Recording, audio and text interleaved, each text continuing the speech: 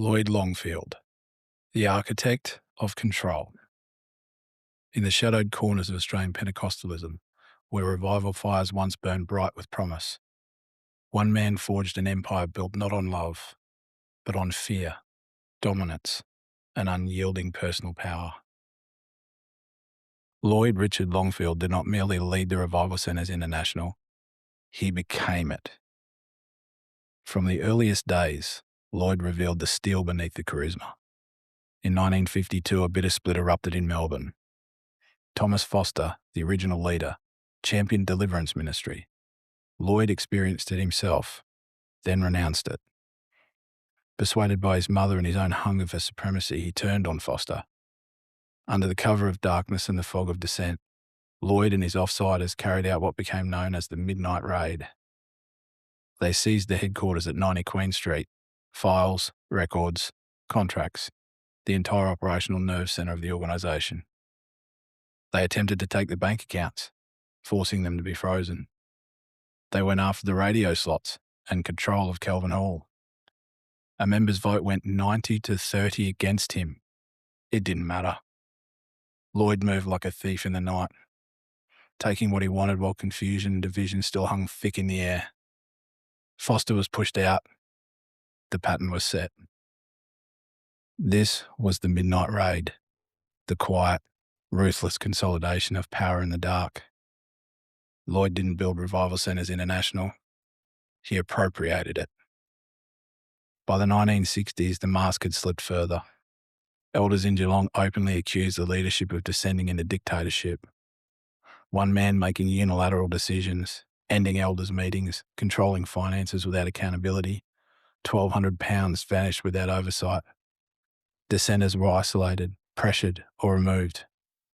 His own son, Paul Longfield, a senior pastor who built the Brisbane work from a handful to over 250 people, saw the darkness up close. In 1988, Paul publicly broke with his father.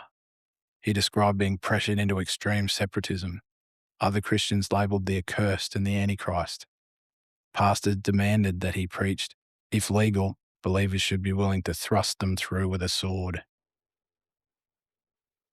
When Paul refused, the shunning was total, even from his own father. Families become weapons. Children were indoctrinated. Ex-members became ghosts. Inside the assemblies, the machinery of control grew darker still. If you smoked, expulsion. Minor petting among teenagers resulted in forced marriages. Sexual abuse cases were hushed. Convicted perpetrators were protected and quietly returned to their roles around children, while ordinary members faced graphic interrogations and public humiliation. Money flowed upward. Tithing was relentlessly pushed, while properties were registered in pastors' personal names.